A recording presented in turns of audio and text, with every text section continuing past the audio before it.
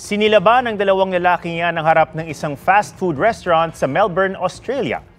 Pero nadilaan ng apoy ang pantalon ng isa sa kanila, kaya tumakas na nagliliyab ang suot. Agad kinuha ng kasamahan nito ang kanilang gamit. Umaga noong Pasko nangyari ang nahulikam na insidente.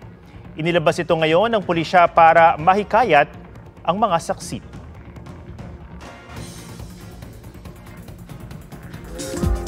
BTS J-Hope may itinis na bagong kantang i-release this March. But wait, there's more. Dahil sa April, babalik din si Hobby sa Pilipinas para naman sa 2-day concert. Blackpink Jisoo napaulat na may solo comeback next month. He was my hero. The Voice USA Season 26 Grand Winner Sofronio Vasquez inalala ang kanyang yumaong ama bilang isa sa kanyang biggest inspirations sa gitna ng mga dinanas na kabiguan. Nagkaroon ako ng insecurity at nagkaroon ako ng question na, is music for me? Inspirasyon din niya si Michael Bublé na coach niya sa The Voice USA at nananatiling kanyang mentor at guide.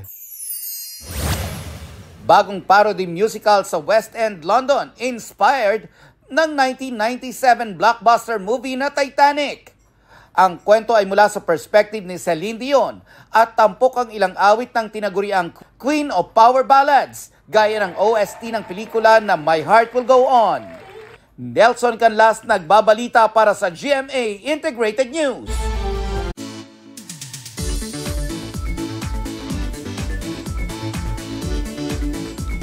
Kilala sa magagandang natural wonder ang Cagayan, kabilang ang Calayan Island. Pero kahit ilang taga-Cagayan, bihira raw mapuntahan ang mga isla na hitik sa mga pang-travel bucket list na attraction. G-Tay dyan sa report ni Joseph Moro.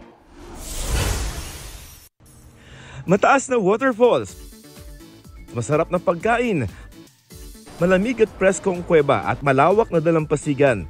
Lahat yan may experience sa Calayan Island. Masasabing underrated destination ito dahil pati mga taga-Cagayan di akalaing may ganito kagandang pasyalan sa kanilang probinsya. Parang kang matatransport talaga. Hindi pa siya talaga dinudumog ng maraming tao. Mga views talaga doon, minsan nakakalain mo, nasa wallpaper ka nag-computer or nag-food kasi nga ibang level, hindi mo siya makikita. Karamihan dito hindi mo siya makikita sa kahit anong parte ng Pilipinas. Sibang Cove daw ang pinaka-iconic destination sa isla dahil sa ganda ng dagat dito. Pwede namang masilayan ang baybayin mula sa Parola o Lighthouse sa tuktok ng Nagudungan Hills. May kakaibang swimming experience naman sa Lusok Cave. Di masusulit ang isla sa isang araw lang. Marami na tayong homestays doon. Yun yung pinaka-common. Pwede rin kayo magpaluto ng food. Lalo na ng kanilang ipinagmamalaking Mickey. Grabe yan, sarap. Isang native noodle soup recipe. Makakatikim din ng lobsters kapag sumakto sa season at iba't ibang seafood. Bago makarating sa isla, mahigit isang araw. Ang land travel mula Metro Manila at 6 na oras na challenging boat ride ang bubunuin.